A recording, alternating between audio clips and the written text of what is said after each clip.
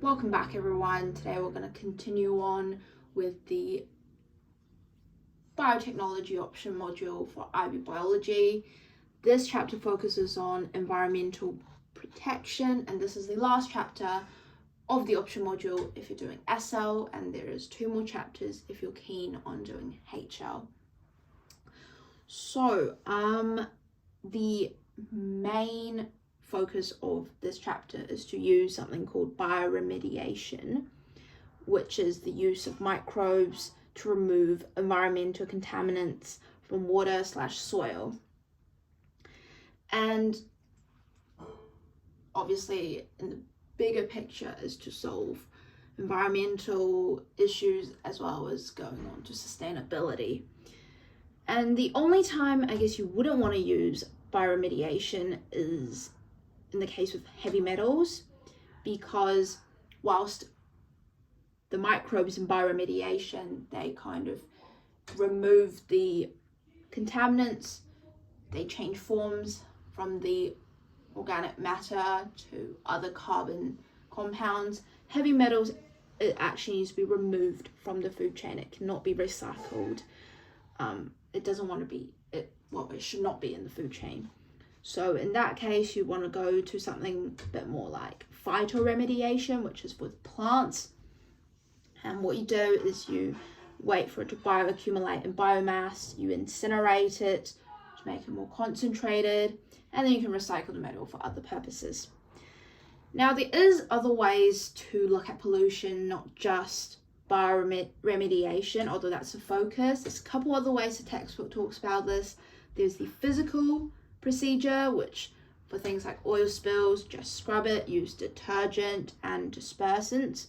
And there's several chemical procedures such as remove and degrade the volatile organic chemicals, add ozone and peroxides into the soil to accelerate the destruction of toxic compounds, organic compounds, or put the soil in water with chemicals in it to dissolve the chemicals in water and then purify that water.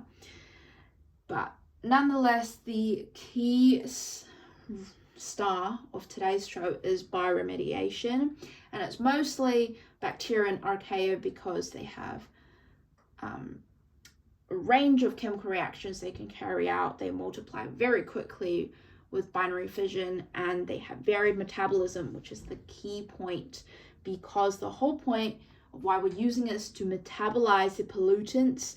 So the pollutants will be used as their energy source, carbon source, or electron acceptors.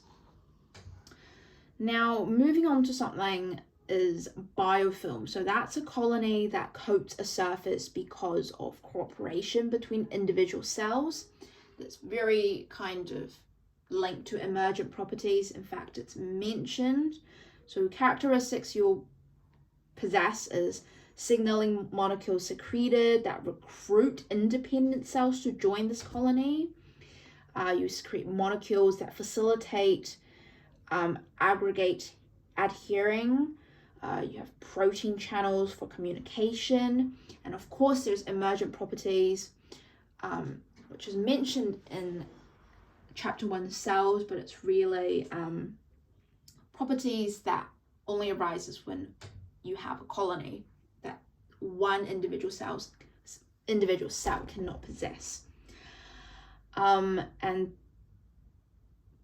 it's evident in biofilms such that they can self-organize into complex structures. They can secrete exopolysaccharide, also called EPS, to form a matrix that holds and protects the colony.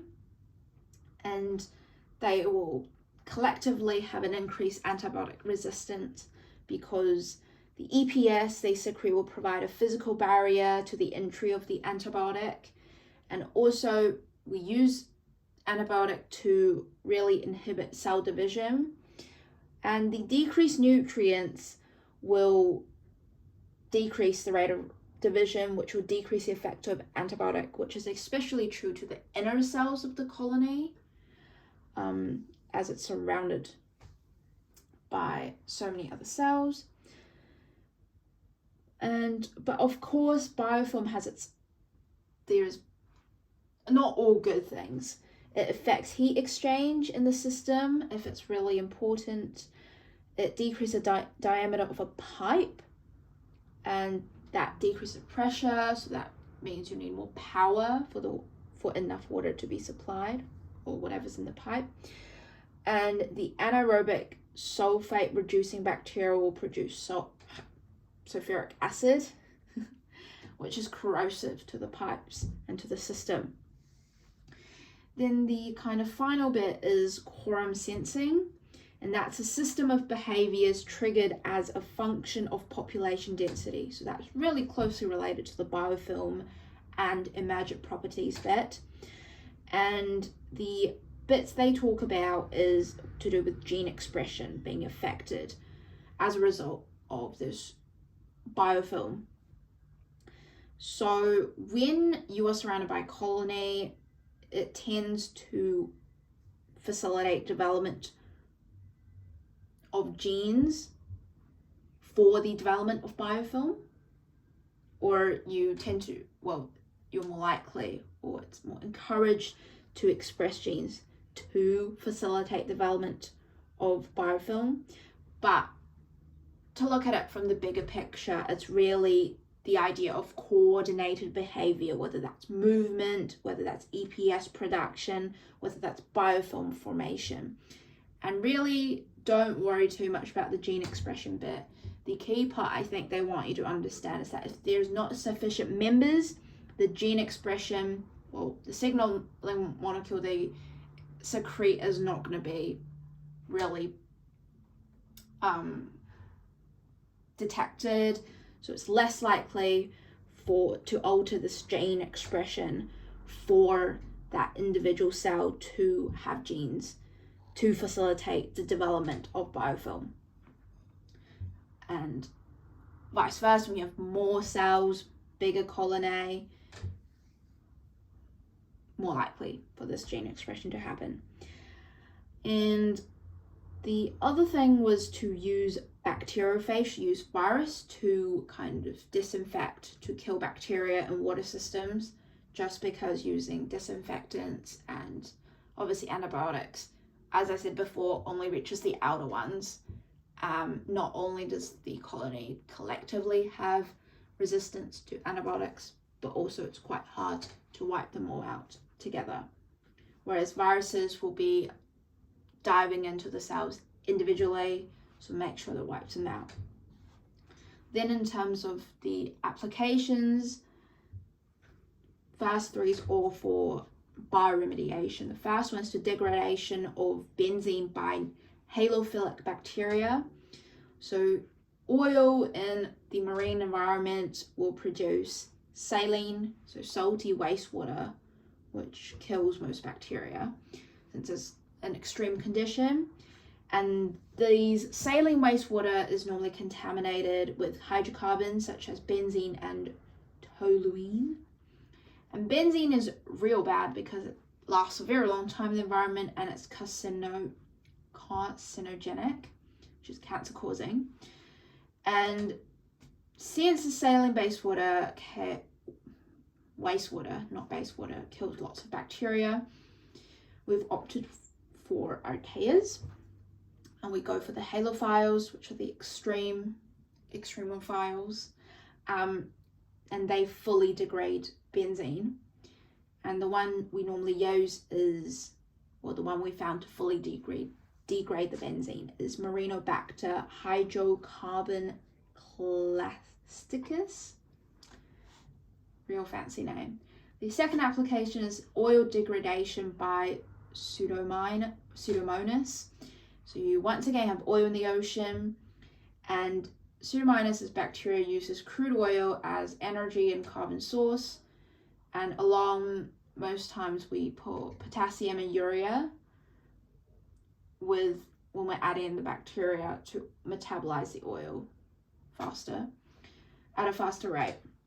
And it's not just oil in the ocean, but also when we find crude oil spills or other things like that.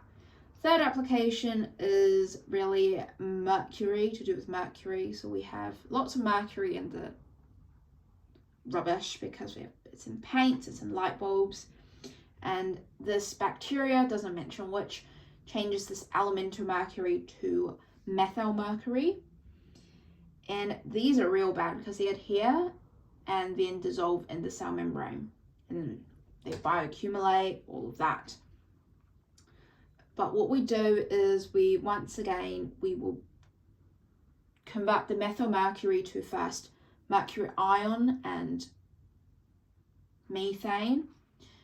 And then since ions are not the best form, we use another bacteria to convert the mercury ion to elemental mercury, which is nice and stable.